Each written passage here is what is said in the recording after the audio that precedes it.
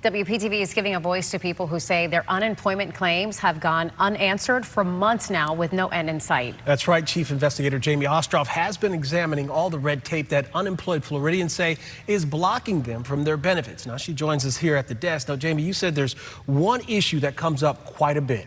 Yes, and that is the benefit of hearing that we get from hearing from so many of our viewers. Quite a few of you have reached out to me, and as I've listened to your stories about dealing with the reemployment assistance program, I have noticed some of those stories have something in common: severance.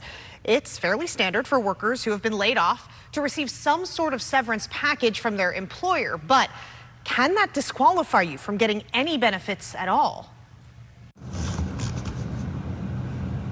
It's tough out there. It is very, very tough out there. Daniel Escobar worked for a fast food chain's corporate office. I've been in training and development or learning and development pretty much almost 18 years of my life. Until he lost his job in November due to restructuring. This is the first time that I've ever had a situation where I had to reach out for unemployment or reemployment service. As of late April, you guessed it, and you're still waiting. And I'm still waiting. No payout whatsoever. And like others who've reached out to me to describe their months-long battles for reemployment benefits, it's not for lack of eligibility. You have to go on site and then basically input all of your information in the days that they tell you to input all your information. So no matter how many jobs you applied for, you have to automatically put in all the jobs that you did for that week. Or effort. Which takes a lot of time to be able to get all that information together. Or hours on the phone. Whenever you do call, you get put on hold for at least 2, maybe 3 hours at the minimum. And despite all that, Daniel tells me he's only learned one thing about why he hasn't been paid yet. So initially, I had received a very small severance package, which basically was a 2-week severance package. And at the end of the day, it was just, that's basically the main reason why, according to them, that I have not been able to get my payout or resolution. This is ridiculous. It's similar to what Rose Lorenzo told me in March during her months-long wait for benefits. Are they looking at, why you were terminated? Are they looking at how much severance you might be getting? So I turned to an expert to ask how severance impacts the reemployment process. Well, in a nutshell, severance pay will interfere with someone's ability to get reemployment assistance for the weeks that pay covers. Attorney Cindy Huddleston is a senior policy analyst with the Florida Policy Institute. She spent more than 35 years interacting with Florida's safety net programs on behalf of clients. I mean, these people who've received maybe 2 weeks, a month's severance pay are now waiting upwards of 4, even 5 months in some cases I've learned of.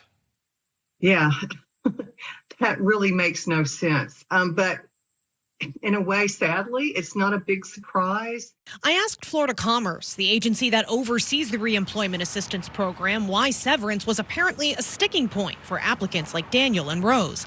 The agency simply reaffirmed that claimants are eligible once the severance runs out and they meet the other requirements. It's another example of so many things about our reemployment assistance program that trips people up and causes delay or makes it so difficult for them to establish eligibility that they just give up. But Rose didn't give up. Don't walk away, and if you're not getting through, push for what you're entitled to. And she got her benefits a few days after we aired her story. It's one thing to understand that I'm owed something and this is something that should be coming to me. As for Daniel, but at the same time, the fact that I have to constantly be asking for it on the regular and then sitting there going, oh my God, can you please get me what I need? He doesn't plan on giving up either. For anybody else who's out there going through it, don't just sit there and take it. Find the resolutions that you can, find ways or avenues to reach out to people, and hopefully we can go ahead and get some type of help as soon as possible.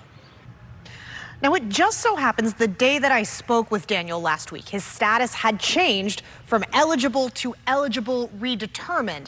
That change came one day after he said he actually spoke with someone from the reemployment program over the phone, and that designation means they are once again reviewing whether he is eligible for benefits and how much he may or may not qualify for. The Florida Commerce spokeswoman that I emailed told me to keep sending the names of people who reach out to us for help so they can escalate those cases from their end. Okay, Jamie, this is the thing that Daniel said in your piece that really got me interested.